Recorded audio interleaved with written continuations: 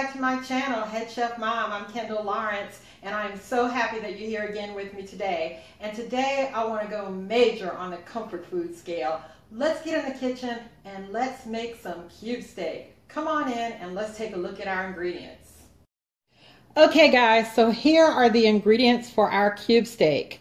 So first I want to say that not pictured here are a little bit of flour and a couple of tablespoons of oil to cook with, okay? And I have about 2 pounds of cube steak here, and I have some onions chopped up. I like a lot of onions, so you can, this is totally to taste. This is not an exact science, guys. This is just, you know, how I like to do it. And so if you don't like onion, don't use onion, or use a little bit of onion. I like a lot of onion, and I've got a mixture of yellow onion and Vidalia onion, because that's what I had. Use any kind of onion that you like. I have some seasoned salt, all-purpose seasoning salt. Use your favorite. I've got some black pepper. I have a couple tablespoons of sherry cooking wine,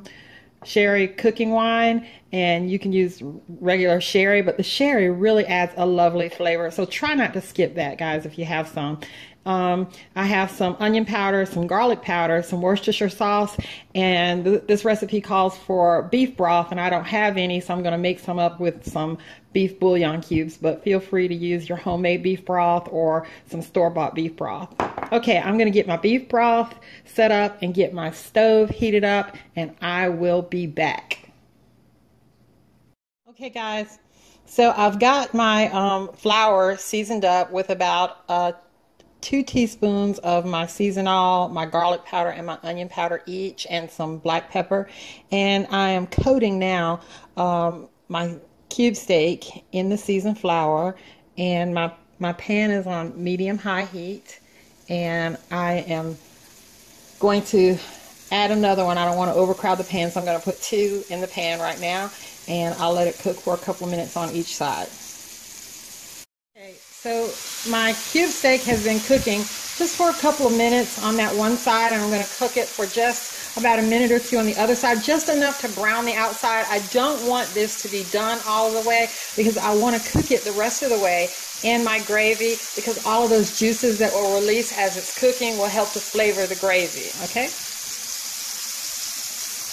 Okay, so this is just browned. Still not cooked all the way through. You'll still see that the juices are not running clear.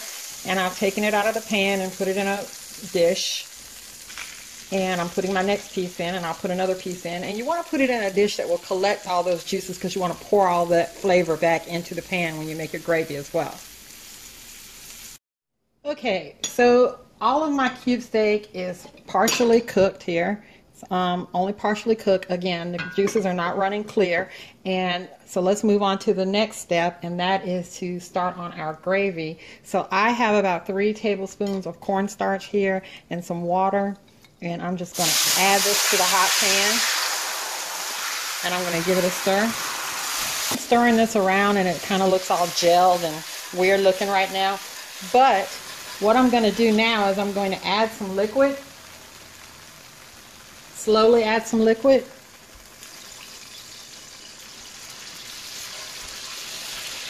And I'm just going to keep adding the liquid until it gets to the consistency that I want. So it will thin out as I add more liquid, and then it will be either as thick or as thin as I want. I'll take a look at it, and I'll decide whether or not I want to add more. Okay, so it's still pretty thick. I'm going to add some more, and I'll stir. Okay, and it's still thick. I'm going to add more water, and I'm just going to let it stand and stir and let it stand for a minute to just kind of see where it ends up.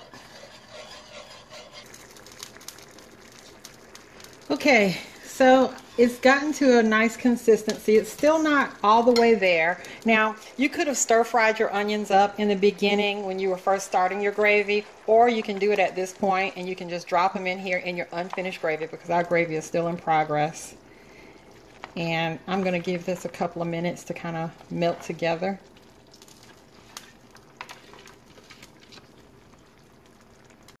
So my onions have been cooking in my gravy, which is still thicker than where I want it to be, or most people I think would want it to be. I am going to now add my sherry.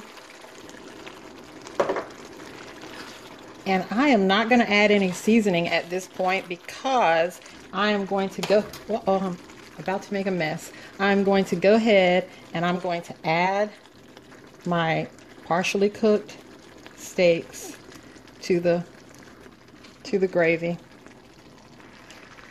Okay, so I've gotten all of my steaks in, and I am going to add the drippings from when I first partially cooked the steaks. I am going to add some chicken broth until it just covers my steaks.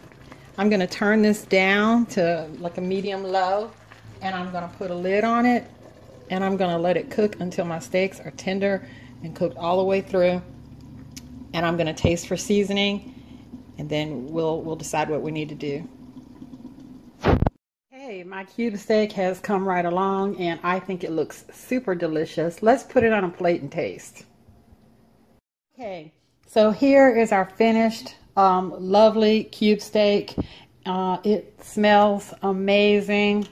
I made up a big plate here. Of course, I'm not going to eat all of this. This is going to be shared out among other people, but I'm going to taste it, and it's very soft.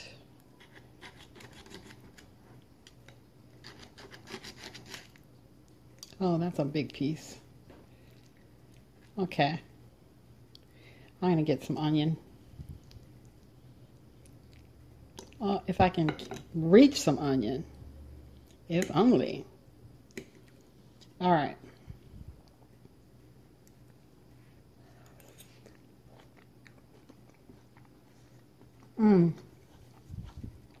Wow. The flavors are working, guys. That sherry, along with a little bit of Worcestershire sauce, really does something to a dish like this. If you are looking for some good comfort food, this is a recipe for you. Okay, guys, please comment, like, subscribe, share, and go feed your family. Love you. Bye-bye.